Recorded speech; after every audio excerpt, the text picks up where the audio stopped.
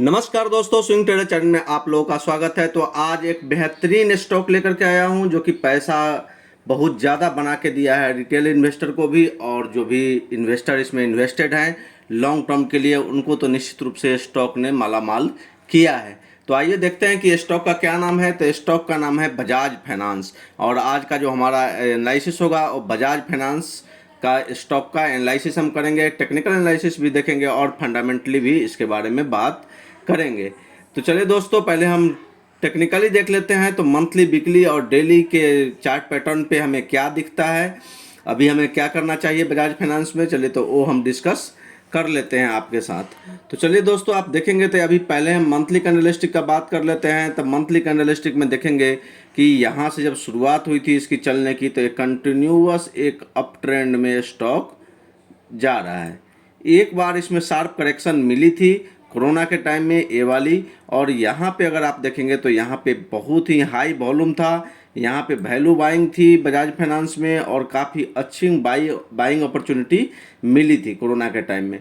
उसके बाद से स्टॉक ने कभी मौका नहीं दिया दोबारा कि कोई इसमें इंटर कर पाए अच्छे वैल्यूएशन पे।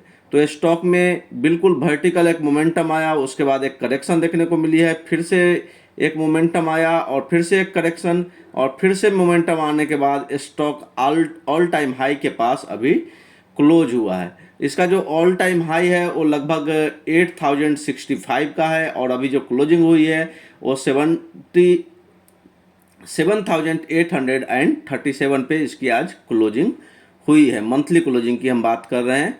तो चलिए, अभी मंथली का तो कैंडल बचा हुआ है, तो हम इसको अभी डिस्कस करेंगे कि वीकली पे कैसा दिखता है, डेली पे कैसा दिखता है और इसमें क्या करना चाहिए।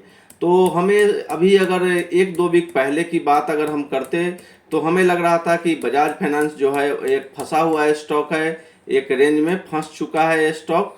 बट अभी अगर हम देख रहे हैं तो बिल्कुल ऑल टाइम हाई के आसपास ट्रेड कर रहा है। अगर ऑल टाइम हाई कटता है और उसके ऊपर सस्टेन करने में कामयाब रहता है, मीन्स 8000 के ऊपर अगर सस्टेन करता है बजाज फाइनेंस, तो फिर उसमें एक मूव देखने को मिल सकती है। लेकिन दोस्तों, अगर आप देखेंगे तो बजाज फाइनेंस का ये एक स्ट्रक्चरल चेंज था। आप इसके पूरे लाइफ टाइम में कभी भी इस तरह का ये रुकना जो था इस स्टॉक के कहीं भी रुकता हुआ स्टॉक हमें नहीं दिखा।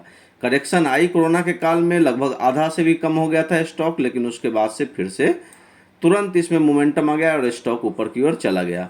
लेकिन जब हम बात करते हैं अभी की लगभग 2022 से, तो 2022 से इसने कोई भी रिटर्न बना के नहीं दिया है। स्टॉक वहीं पे ट्रेड कर रहा है, एक रेंज में ट्रेड कर रहा है। तो चलिए अब देखते हैं कि वीकली में हमें क्या दिख रहा है, कहाँ पे सपोर्ट बनेगा वीकली।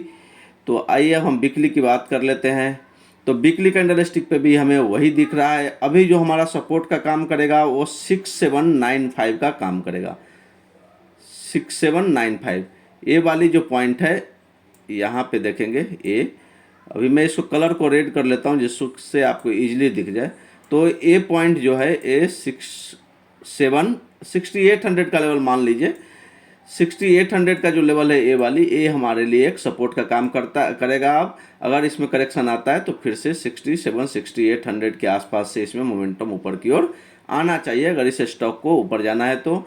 और अगर इस कंसोलिडेशन जोन से अगर बाहर आना है तो हमें 68,000 के ऊपर जाकर के इसको सस्टेन करना पड़ेगा, तभी आगे की ओर ऊपर का मोमेंटम हम इसमें देखने को मिलेगा। तो दोस्तों, अभी 8000 का लेवल हमें टेक्निकल लेवल पे एक मेजर रेजिस्टेंस का काम करता हुआ दिख रहा है। लेकिन अब चलिए हम बात करेंगे फंडामेंटल का, तब देखेंगे कि फंडामेंटली में कहाँ हमें ऑप्शन चेन में कहाँ पे हमें ओपन इंटरेस्ट ज़्यादा बिल्डअप है, तो वो भी हमारा एक सपोर्ट और रेजिस्टेंस का काम करेगा। दोस्तों, जब इसमें फॉल आ रहा था, ये वाली जब मोमेंटम आई थी, ये मोमेंटम जब आई थी और इसमें जब करेक्शन हुआ यहाँ पे, तो हमें लग रहा था कि ये करेक्शन जो है 6500 के आसपास तक आएगा, ये वाली पॉइंट तक करेक्शन आएगा और हम 6500 के आसपास बाइंग करेंगे। लेकिन वैसा हुआ नहीं, स्टॉक ऊपर से ही निकल गया। हमें लग रहा था कि कम से कम यहाँ तक करेक्शन होगा 6500 के आसपास, और उसके बाद स्टॉक ऊपर जाएगा। मेरे पास एक डिस्क्लेमर है कि मेरे पास बजाज फाइनेंस है नहीं, और अभी हमारा कोई भी इसमें पोजीशन नहीं है, और हमारा पोजीशन बनता अगर 6500 के आसपास आता तो, लेकिन स्टॉक आया नहीं, थोड़ा ऊपर 6700 के आसपास नहीं है, ऊपर की ओर निकल गया है।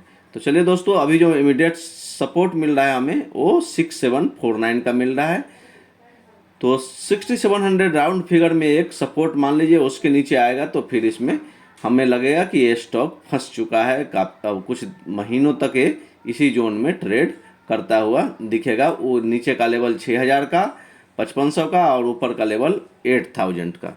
लेकिन चलिए, अभी ऑल टाइम हाई के आसपास है, तो हो सकता है अगर इसमें ब्रेकआउट आया और ब्रेकआउट के ऊपर अगर सस्टेन करे तो एक बड़ा मूव फिर से देखने को मिलेगा। डेली कैंडलस्टिक में भी हमें वही है, वही सपोर्ट हमारा जो है वो 6700 के 6750 के आसपास का मिल रहा है।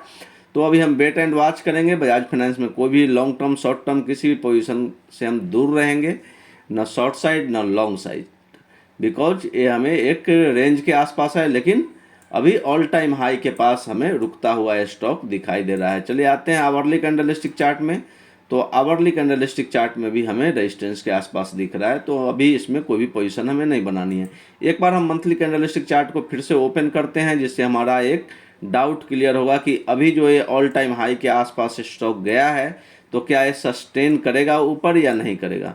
तो अगर यहाँ पे देखेंगे बॉटम पे जब वॉल्यूम हाई हुई थी तो एक बहुत सारा बड़ा मोमेंटम देखने को मिला था, लेकिन जब करेक्शन हुआ तो उसमें भी वॉल्यूम धीरे धीरे कम होती गई।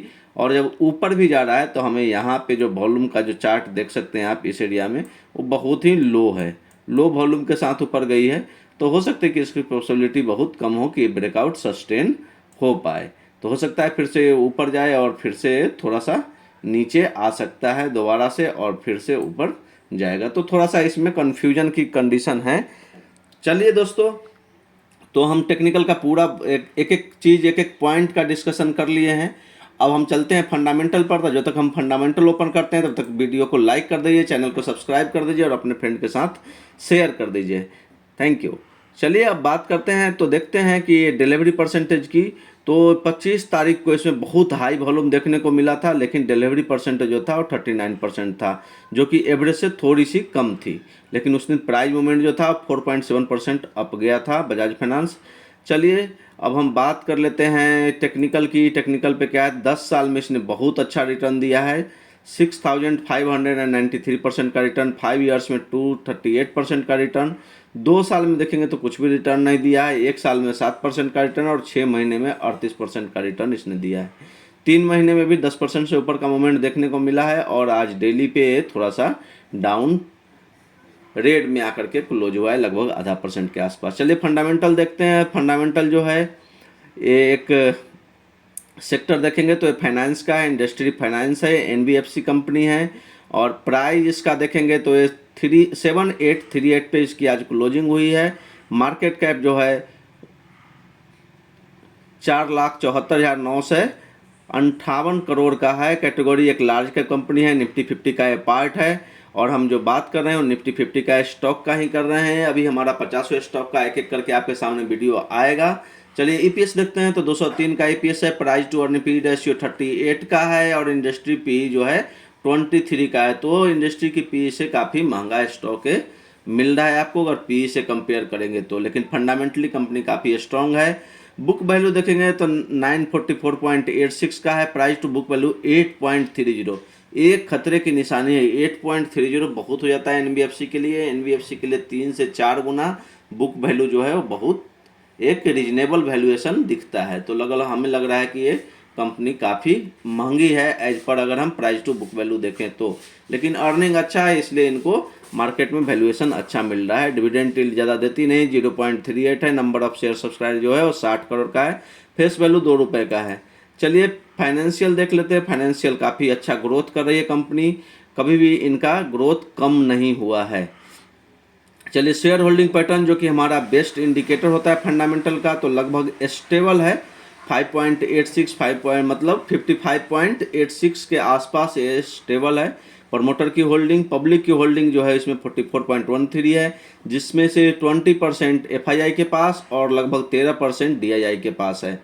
तो आप देखेंगे तो नॉन इंस्टीट्यूशन और रिटेल इन्वेस्टर के पास जो है वो केवल 11% की होल्डिंग है। तो ऐसे इसको देखने से हमें एक चीज़ तो ज़रूर क्लियर हो जाता है कि इस स्टॉक में रिटेल इन्वेस्टर की जो होल्डिंग है वो बहुत कम है। ऐसे स्टॉक को आउट परफॉर्म मार्केट को ज़रूर आउट परफॉर्म करती है, क्योंकि रिटेल की होल्डिंग बहुत कम है, बेचने वाले बहुत कम हैं, तो आउटफ्लो जो होता है वो बहुत कम होता है, जिसके कारण थोड़ी सी भी बाइंग होती है तो स्टॉक के प्राइस ऊपर चल जाता है। एक और अच्छी चीज़ इसमें देखने को मिल रही है कि प्रमोटर ने कोई भी होल्डिंग को प्लेज नहीं किया है। चलिए म्यूचुअल फंड होल्डिंग देख रहे हैं तो लगभग आप देखेंगे तो ये सारे म्यूचुअल फंड की लिस्ट हैं जिन्होंने बजाज फाइनेंस को होल्ड कर रखा है, तो काफ़ी होल्डिंग बनी हुई है। चलिए अब हम एक ऑप्शन चेन देख लेते हैं। ऑप्शन चेन देखने से हमें एक इमीडिएट सपोर्ट एंड रेजिस्टेंस का पता चल जाएगा। तो दोस्तों 7900 पे देखेंगे तो एक अच्छा खासा ओपन इंटरेस्ट बिल्डअप हुआ है, और ये हमारे लिए एक इमीडिएट रेजिस्टेंस का काम करेगा, और जो मेजर रेजिस्टेंस का काम करेगा वो 8000, जहाँ पे कि huge open interest call side में बिल्डअप है।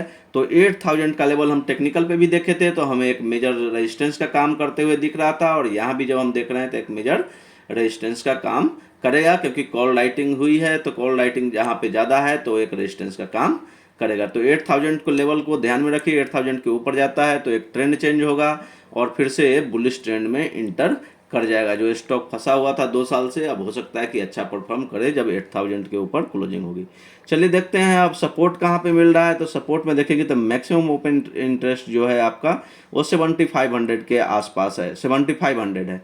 तो पुट साइड में 7500 पे मैक्सिमम ओपन इंटरेस्ट बिल्डअप है, मीन्स 7500 जो होगा हमारा एक सपोर्ट का काम करेगा, और 7700 पे उससे पहले है तो एक इमीडिएट सपोर्ट जो होगा 7700 का है, और उसके बाद जो मेजर सपोर्ट हमें देखने को मिलेगा वो 7500 का है। तो दोस्तों पूरा एनालिसिस मैंने आपके साथ शेयर किया है, एक एक पॉइंट को कवर किया है, और इसको जाकर के और स्टॉक पे भी आप लोग ऐसे जाकर के चेक कर सकते हैं। कोई ज़रूरी नहीं है कि हर स्टॉक का एनालिसिस कोई आपको करके दे, आप खुद से जाकर के ऐसे ही एक एक पॉइंट को चेक कीजिए, और जब आपको अच्छा लगे तो उसमें पोजीशन बनाइए। और थैंक यू दोस्तों, आप वीडियो को जरूर लाइक कीजिएगा, अपने फ्रेंड के साथ शेयर कीजिएगा, जो भी लर्निंग करना चाहते हैं उनके लिए बहुत ही इम्पोर्टेंट वीडियो होगा। Thank you.